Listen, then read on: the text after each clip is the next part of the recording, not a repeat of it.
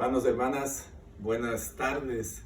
Les saludamos todos los hermanos del grupo de oración Tierra Buena aquí en la ciudad de Houston, en Texas, en este mes precioso de Nuestra Virgen Santísima, mes de María, mes de mayo, y en una lluvia un poco fuerte, torrencial que está cayendo, pero es una lluvia de bendición que cae sobre nosotros ahora mismo. Seguimos en este mes de mayo, mis hermanos, meditando sobre los 4 pilares, 4 fundamentos, 4 verdades divinamente reveladas que la Iglesia Católica nos enseña en cuanto a nuestra Madre, la Virgen Santísima. Estas 4 verdades que conocemos como los 4 dogmas marianos son la Inmaculada Concepción, el primero; el segundo, la maternidad de María como Madre de Dios; el tercero, la Asunción de nuestra Madre Santísima a los cielos; y el cuarto, la perpetua virginidad de nuestra Madre María. Hemos ya meditado los 2 primeros, hoy vamos a meditar la Asunción de la Virgen Santísima al cielo. Antes de comenzar, quiero recalcar que la Iglesia Católica no inventa estas revelaciones. De hecho, son verdades divinamente reveladas, es decir, que han sido reveladas por el mismo Dios.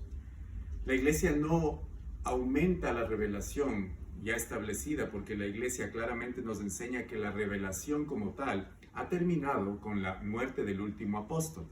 Es decir, la Iglesia no inventa ni trae nuevas revelaciones. Lo que está haciendo la Iglesia Católica es, en virtud de la autoridad que le ha sido entregada por el Señor, nuestro Señor Jesucristo, tiene potestad de interpretar y transmitir la enseñanza de la Sagrada Escritura y de la Sagrada Tradición.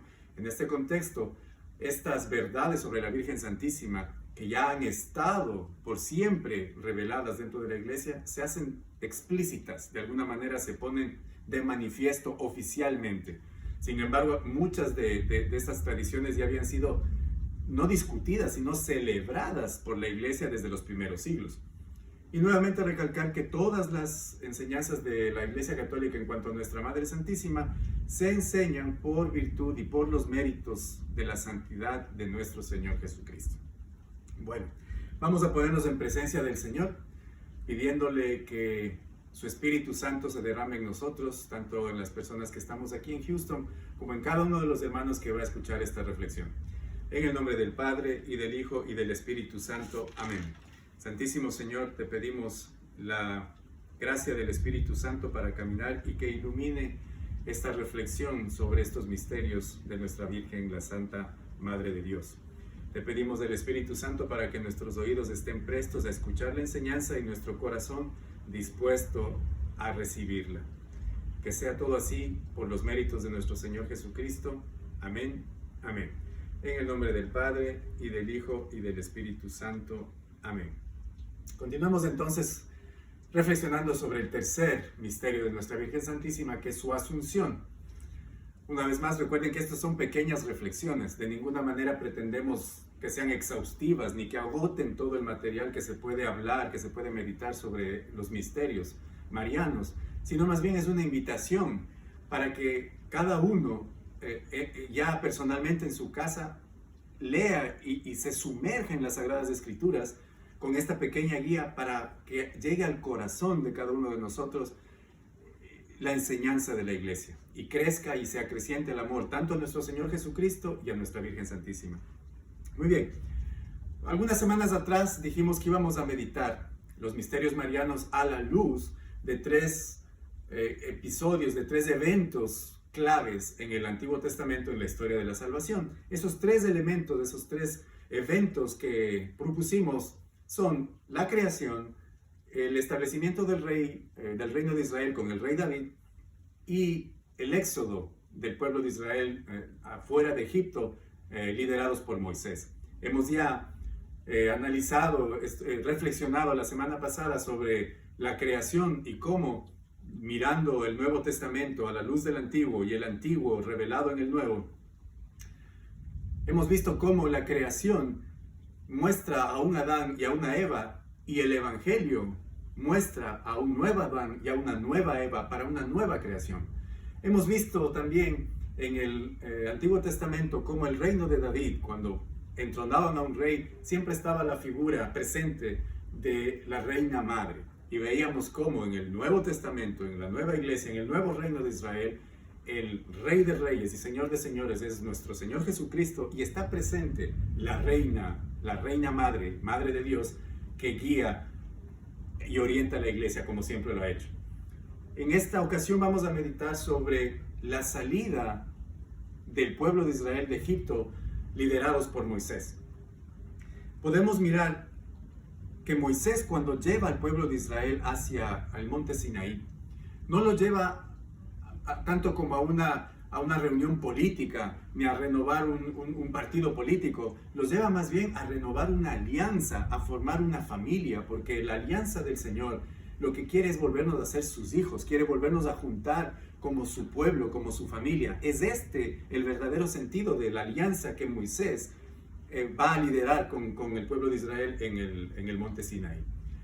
Podemos ver a lo largo de la Escritura que Moisés es una prefigura, es alguien que tipifica a nuestro Señor Jesucristo en el Nuevo Testamento. Es decir, es la sombra en el Antiguo de lo que va a ser la plenitud en el Nuevo. Moisés, por ejemplo, cuando saca de la esclavitud de Egipto al pueblo de Israel, les pide que tengan un cordero, que va a ser el cordero de la Pascua, que pongan la sangre del cordero en los dinteles de las puertas, porque esa noche iba a pasar el ángel de la muerte tomando los primogénitos de Egipto. De igual manera vemos que el cordero es solamente la prefigura del Cordero de Dios que ya señalará Juan el Bautista. He ahí el Cordero de Dios, el que lleva los pecados del mundo. De igual manera, cuando cruzan el Mar Rojo, Moisés va a partir las aguas gracias a la mano poderosa del Señor. Y esto es una prefigura de cómo en la nueva alianza nosotros, los cristianos, salimos de la esclavitud del pecado a través de las aguas del bautismo. También podemos ver una figura cuando en el camino del desierto Moisés ora y cae el pan del cielo, el maná del cielo. Una prefigura asimismo de lo que será ya en el Nuevo Testamento el pan de vida eterna, el verdadero pan que ha bajado del cielo, que es nuestro Señor Jesucristo. Tenemos tantos episodios, la peña de Oreb, donde Moisés ante el clamor del pueblo golpea la piedra y brota agua de la peña de Oreb. De igual manera, eso es una prefigura del agua viva que el Señor le contará y le relatará a la mujer en el pozo, a la samaritana, el agua viva. También cuando Moisés sube al monte Sinaí y baja con las tablas de la ley que le ha entregado Dios, dice la Sagrada Escritura en el libro del Éxodo que su rostro brillaba, resplandecía, y él no se daba cuenta que resplandecía, pero los demás podían mirarle, y de hecho no podían verle a los ojos, de tal era el esplendor de su rostro, porque había hablado con Dios. Prefigura también, ya en el Nuevo Testamento, nuestro Señor irá con 2 apóstoles al monte Tabor y se transfigurará donde aparecen Moisés, Elías, y sus ropas van a tener una blancura incomparable y brillará ante los ojos de los apóstoles como la plenitud de aquel Moisés. Sin lugar a dudas, si usamos el sentido común y la tipología para leer el Antiguo Testamento a la luz del Nuevo, veremos sin duda y sin lugar a dudas que el Señor Jesús es el nuevo Moisés de la nueva alianza para este nuevo pueblo de Israel que es la iglesia. Pero vamos a mirar que cuando el pueblo de Israel está ya fuera de Egipto, el Señor manda a Moisés a hacerle un tabernáculo. El pueblo de Israel caminaba nómada por el desierto y el Señor le dice a Moisés que él quiere tener una tienda en donde habitar, que esa tienda va a estar en el centro del pueblo de Israel y a donde quiera que ellos vayan, la tienda del tabernáculo irá, queriéndole mostrar al pueblo de Israel que ahora son su pueblo, que él habita con ellos, que son familia. Le dará en el libro del Éxodo, en el capítulo 25, que yo quiero leer, le va a dar instrucciones exactas de cómo hacer este tabernáculo y cómo hacer algo muy especial que va a poner dentro del tabernáculo, que es lo que se va a conocer como el Arca de la Alianza. El Señor le dice a Moisés que le haga una tienda grande que va a tener 3 áreas. El área más exterior se va a llamar el atrio, ¿no? El área inmediatamente interior se va a llamar la tienda de las citas, en donde está el altar, en donde el sacerdote de la tribu de Leví entraba a celebrar el sacrificio. Pero luego dentro, en el corazón mismo del tabernáculo, va a estar lo que se conoce como el Santo de los Santos. Y ahí el Señor le dice a Moisés que quiere que coloque un objeto muy especial. que le va a llamar el Arca de la Alianza. Y en el capítulo 25, en el versículo 10 en adelante, el Señor le da a Moisés instrucciones precisas de cómo ha de ser construida esta Arca de la Alianza. Dice el Señor: harás un arca de madera de acacia, de 2 codos y medio de largo, codo y medio de ancho y otro codo y medio de alto. La revestirás de oro fino por dentro y por fuera, y labrarás una cornisa de oro a su alrededor. Le pondrás 4 anillos, 1 en cada ángulo del arca, 2 a un lado y 2 al otro. Harás también unas varas de madera de acacia y las cubrirás igualmente con oro. Las pasarás por los anillos que están a los lados del arca para poderla llevar. Estas varas estarán siempre colocadas en los anillos y no se sacarán de ellos. En el arca pondrás el testimonio que yo te daré. Le harás una cubierta, se llamará el lugar del perdón, de oro puro, de 2 codos y medio de largo y 1 codo y medio de ancho. Asimismo, harás 2 querubines de oro macizo y los pondrás en las extremidades de la cubierta. Pondrás un querubín a una extremidad y el otro en la otra, formando un solo cuerpo con la cubierta. Los querubines extenderán sus alas hacia arriba y sus alas cubrirán el lugar del perdón. Estarán de frente el uno al otro y sus caras mirarán hacia el lugar del perdón. Le pondrás sobre el arca y pondrás dentro de ella el testimonio que yo te daré. Palabra de Dios, te alabamos, Señor. Es decir, el Señor le da a Moisés instrucciones precisas para hacer esta arca, que es un cofre, una caja hecha en madera preciosa, en madera fina, recubierta de oro, con las medidas exactas que el Señor ha querido. Sin dejar ningún detalle al azar, le pide que ponga 2 querubines con sus alas hacia el cielo y que miren hacia la tapa que le llama el lugar del perdón, que también es conocido como el propiciatorio, que será la muestra de que el Señor y su pueblo están en comunión. Esta tabla llamada la tabla del perdón, el lugar del perdón, el propiciatorio. Esta arca de la alianza viene a considerarse santa no porque es hecha en oro macizo ni por la madera de la que está fabricada, no, sino porque dirá el libro del Éxodo que la presencia de Dios baja y cubre el arca y el tabernáculo, y desde ese momento se constituyó en la morada de Dios. Vemos la importancia del arca de la alianza cuando leemos la historia del pueblo de Israel. Miramos que en el caminar por el desierto, no es Moisés el que lidera al pueblo de Israel, como nosotros podríamos pensar que él es el que va al frente. No, frente al pueblo de Israel en esa caminata van los levitas, los sacerdotes, cargando el arca, y es el arca como muestra del pacto, como testimonio del pacto con el Señor, de la alianza, que va caminando frente a ellos. Y dentro del arca, como lo había ordenado el Señor, se había colocado el testimonio, es decir, las tablas de la ley que le fueron entregadas a Moisés, escritas del puño y letra de Dios mismo. Los mandamientos, van dentro del arca. También dentro del arca, dirá la escritura, que se colocó un copón lleno de maná, del pan que caía del cielo. Y se colocó también el bastón de sacerdote de Aarón, el sumo sacerdote, primer sumo sacerdote de Israel. Es decir, dentro del arca van las tablas de la ley, palabra de Dios escrita en la piedra, va el maná, pan caído del cielo, y va el báculo de Aarón, el sumo sacerdote. Eso es lo que va dentro del arca. Y el arca tiene un papel fundamental. Podemos leer en el libro de Josué, en el capítulo 3, podemos leer que cuando ya Moisés ha muerto y deja encargado el liderazgo del pueblo de Israel a Josué, Josué recibe un mensaje del Señor porque tiene que entrar a la tierra prometida y está el río Jordán que impide el paso del pueblo de Israel hacia la tierra que el Señor les va a entregar. Entonces Josué recibe esta palabra del Señor y le dice que los levitas tomen el arca y el pueblo los tiene que seguir y van a ir caminando en procesión hacia el río Jordán, y cuando los sacerdotes, sus pies toquen el agua del río, el río Jordán se partirá en la mitad y ustedes podrán pasar en seco. Josué, obedeciendo claramente las órdenes que el Señor le había dado, pone al arca al frente de Israel, el arca sagrada donde mora la presencia del Señor. Y efectivamente, cuando los sacerdotes llegaron, toparon el agua con sus pies, el río Jordán se abrió y los israelitas pasaron en seco. Ya una vez en la tierra prometida, nuevamente el Arca de la Alianza toma un papel fundamental. Debían ellos pasar por la ciudad de Jericó. Esta ciudad no los dejaba pasar, el pueblo de Israel debía pasar por ahí y sin embargo les cortaban el paso y se habían negado a dejarles pasar. Entonces nuevamente el Señor envía un ángel a Josué y el ángel le dice cómo tiene que hacer, cuál será la estrategia para vencer a esta ciudad, que era en realidad una fortaleza con unos muros enormes, que dicen los arqueólogos, porque es una ciudad real que existió y que quedan restos arqueológicos de la misma. Dicen los arqueólogos que los muros eran tan anchos que podían correrse 2 carruajes juntos, uno al lado del otro, por la parte superior de los muros.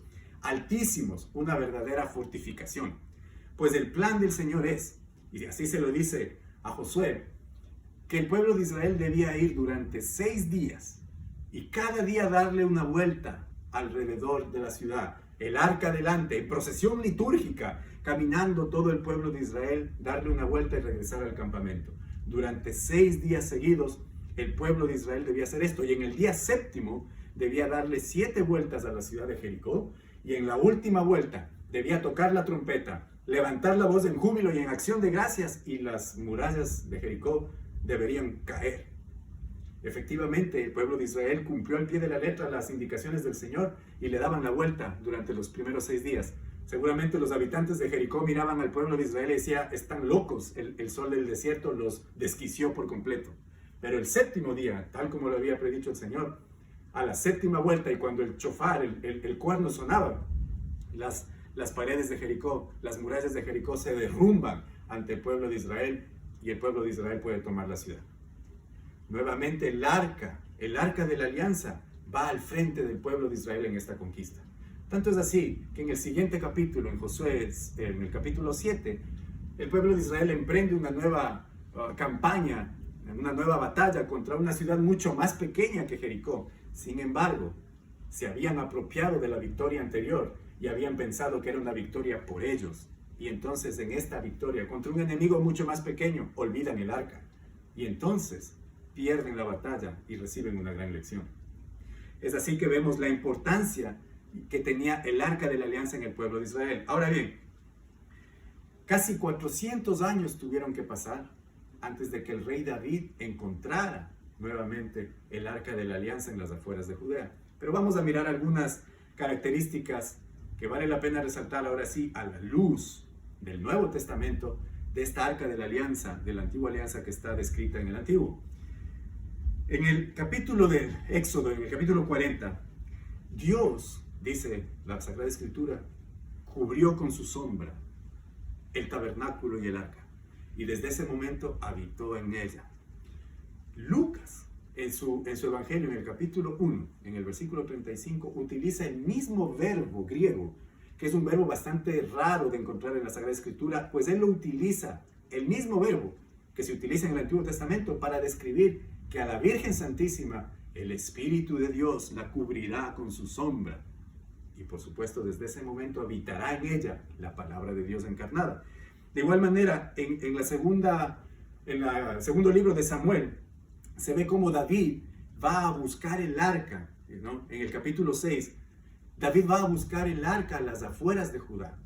Lucas, en su capítulo 1, en su Evangelio, nos muestra cómo la Virgen Santísima va a visitar a su prima Isabel a las afueras de Judá. Las dos se trasladan a las afueras de Judá. Luego se va a ver en el versículo 9 del libro de Samuel, segundo libro de Samuel, capítulo 6, versículo 9, se ve cómo David pregunta, ¿quién soy yo para que el arca de mi Señor venga a mi casa? En el capítulo 1 del Evangelio según San Lucas, se escucha a Santa Isabel, la prima de Nuestra Señora, que le dice, ¿quién soy yo para que la madre de mi Señor venga a verme? De igual manera, cuando escucha estas palabras, la Virgen Santísima responde con un canto. David, cuando encontró el arca de la alianza, canta de alegría, dice la palabra, que se puso a cantar himnos de alabanza. Cuando Santa Isabel mira a su prima, la Virgen Santísima, dice que el bebé que llevaba en su vientre, San Juan, salta de alegría en su regazo.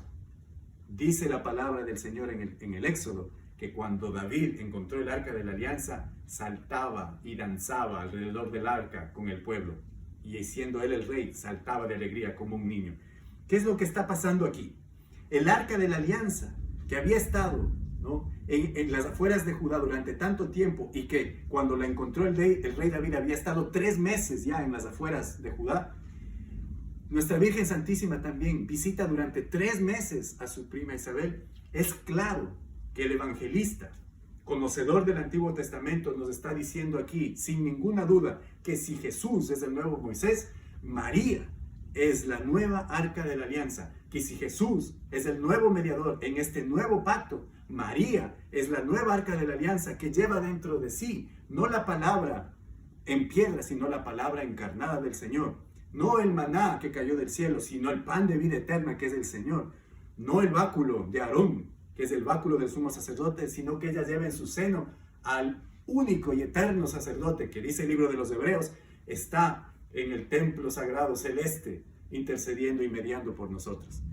No hay duda alguna, si miramos la Sagrada Escritura, el Nuevo Testamento, a la luz del Antiguo, que si bien nuestro Señor Jesús es el nuevo Moisés, no cabe duda que la Virgen Santísima es el arca de la nueva alianza.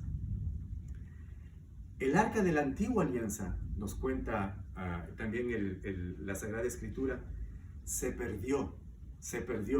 En el libro de los Macabeos, en el segundo libro de los Macabeos, se ve cómo Jeremías, el profeta Jeremías, recibe un mensaje que le dice que tome el arca del templo porque vamos a ser invadidos por los babilonios. Nabucodonosor, el rey de Babilonia, va a destruir el templo, lo va a profanar y todos los objetos sagrados serán tomados y destruidos.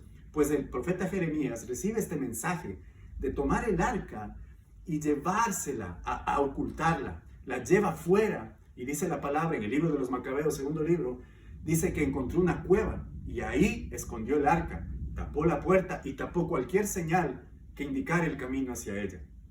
Cuando le preguntaron a Jeremías, ¿dónde estaba el arca de la alianza?, el profeta dijo, el arca de la alianza solamente podrá ser vista nuevamente cuando la misericordia de Dios vuelva a su pueblo y cuando las tribus de Israel sean congregadas. Veamos qué nos dice San Juan en el Apocalipsis, en el capítulo 11, en el versículo 19. San Juan tiene una palabra muy poderosa que añadir a esta historia. En el capítulo 11, en el versículo 19, dirá San Juan lo siguiente. Entonces se abrió el santuario de Dios en el cielo y pudo verse el arca de la alianza de Dios.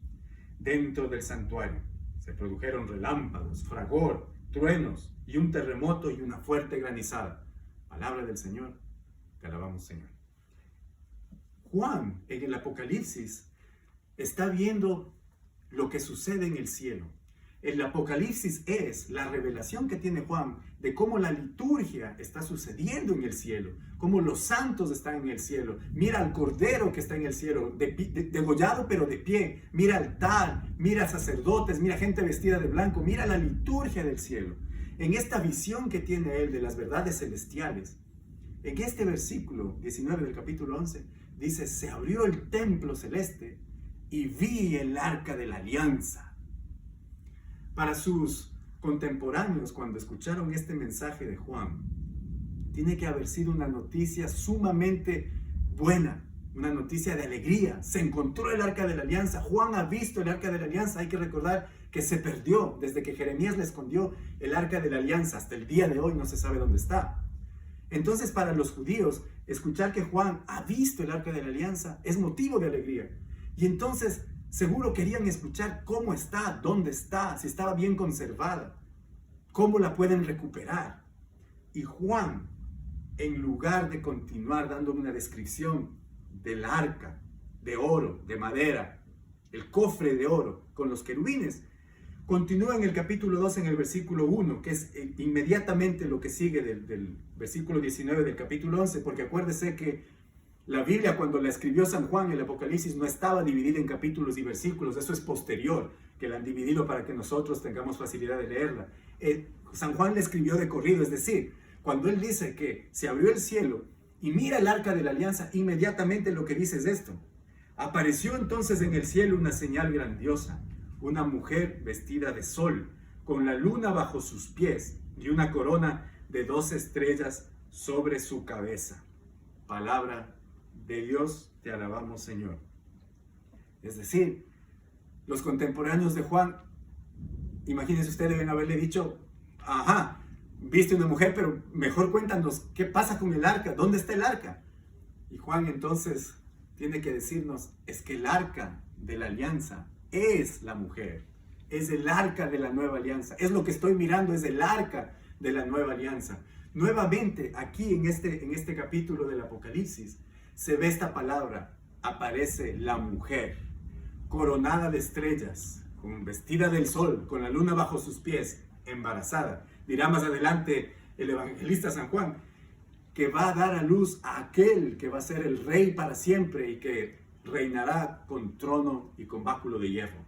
El único al que puede ser atribuido estas características, que reinará para siempre, es a nuestro Señor Jesucristo. ¿Y quién otra sino su madre, la Virgen Santísima, que lo dará a luz, o que le ha dado a luz y es su madre? Es decir, no hay lugar a dudas que esta mujer que ve San Juan en el Apocalipsis, a la que llama el arca de la alianza, es la Virgen Santísima y no es ninguna otra. Ahora bien, vamos a ver en esta visión. Miramos las 3 reflexiones que hemos hecho durante estas semanas, todas juntas. Aparece la palabra mujer. Nuevamente, mujer, como en el Génesis. Nueva Eva. Génesis 3:15, la promesa de la salvación.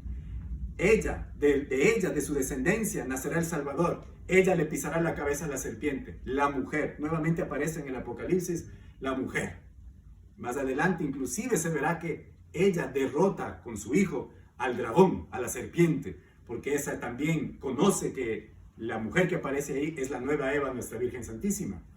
Igual miramos que esta mujer está coronada con 12 estrellas. Cada una de esas estrellas representa las 12 tribus de Israel, pero no el antiguo pueblo de Israel, sino el nuevo. Es la reina de esta nueva alianza, de este nuevo pueblo de Israel, que es la iglesia. Ella está ahí coronada en el cielo, por eso es la reina madre, la madre de Dios. Y además, tenemos que mirar un detalle muy especial. San Juan la describe vestida, la describe con pies, la describe con una corona en su cabeza. Es una descripción muy diferente a la que hace de los santos que están en el cielo en el capítulo 6, donde no tienen cuerpo, son puro espíritu. Es decir, estamos mirando que San Juan deliberadamente está mostrando que esta mujer, la Virgen Santísima, reina, nueva arca de la alianza, tiene cuerpo. Está ahí en las alturas celestes, en el nuevo templo de la Nueva Jerusalén, con cuerpo. Hay que mirar que cuando David encontró el arca de la alianza, hizo una procesión litúrgica para llevarla hacia Jerusalén. Quería que el arca de la alianza esté en la ciudad sagrada. De esta manera inauguró a Jerusalén como la capital espiritual, la capital de adoración del pueblo de Israel. La llevó, dice la Sagrada Escritura en el capítulo 2 del libro de Samuel, dice que la llevó con honores al arca de la alianza hacia la Jerusalén sagrada. ¿Cómo no va a ser llevada con honores hacia la Jerusalén divina, la nueva Jerusalén?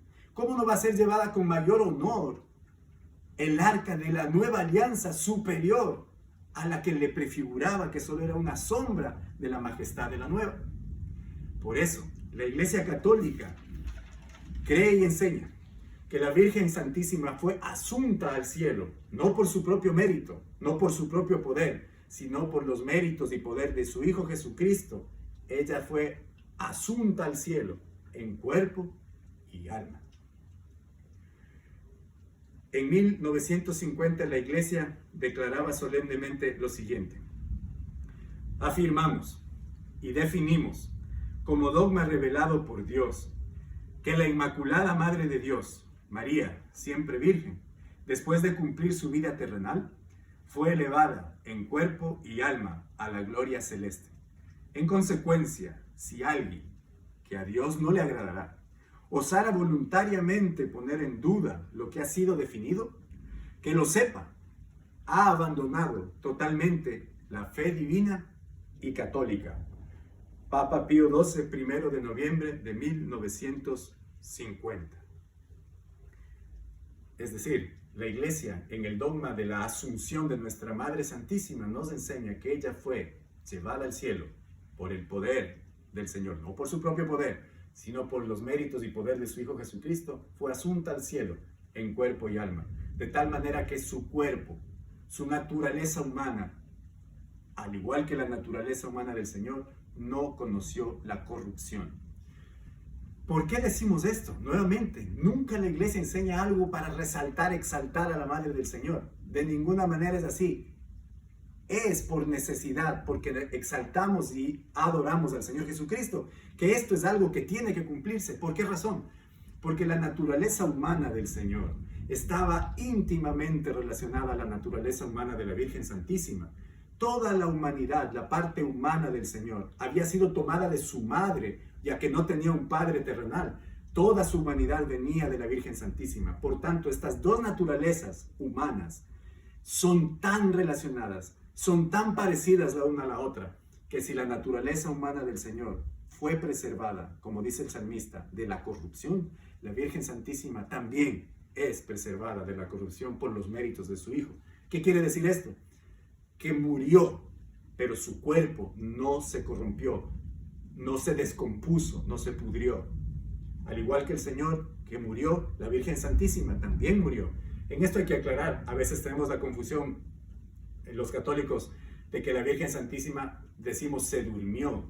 Esta palabra de la dormición solamente quiere representar que la Virgen Santísima al pasar por la muerte pasó de una manera suave, de una manera que su Hijo mismo vino a recogerla. Pero definitivamente la Virgen Santísima murió, su corazón dejó de latir, dejó de respirar, su cuerpo humano falleció.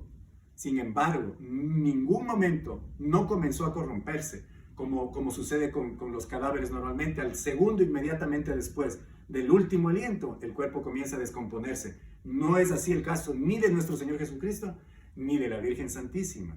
Esto, si bien en el dogma no fue aclarado por el Papa Pío XII en 1950, sí lo aclaró el Papa Juan Pablo II en su catequesis del 25 de junio de 1997, donde dio 3 razones para que la Virgen Santísima haya muerto antes de ser asunta a los cielos. La primera razón es porque la Iglesia primitiva, los padres de la Iglesia, ya celebraban este misterio de la muerte de Nuestra Señora.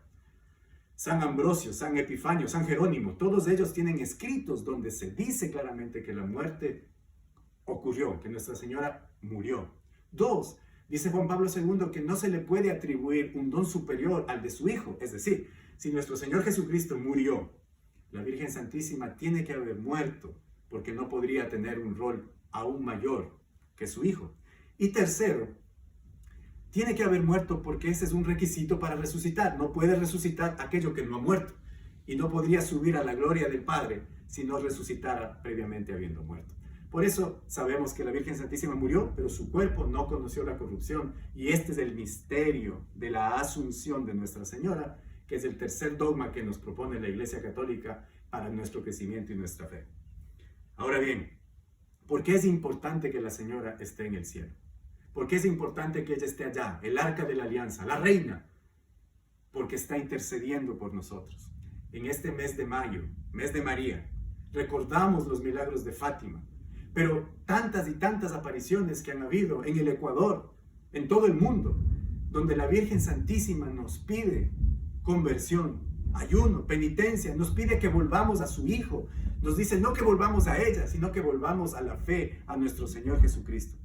Esta petición es ahora más vigente que nunca. Esta petición está ahora más presente que nunca en estos tiempos de pandemia, en estos tiempos en los que necesitamos doblar las rodillas y pedirle a Nuestra Señora interceda por nosotros ante Dios, por los méritos de nuestro Señor Jesucristo, para que todo esto cese y la humanidad pueda volver a la paz. Pero la Señora nos pide conversión, ayuno, penitencia, un corazón arrepentido que quiera encontrarse nuevamente con su Hijo, con nuestro Señor. Hermanos, hermanas, que este misterio, que este dogma de la Asunción de nuestra Virgen Santísima no sea sino un llamado para que nosotros escuchemos estas palabras de nuestra Santa Madre. Vuelvan a mi hijo, hijos míos, que Él los espera. Este es el tiempo, este es el momento. Que el Señor nos conceda esta gracia por su Espíritu Santo. Amén.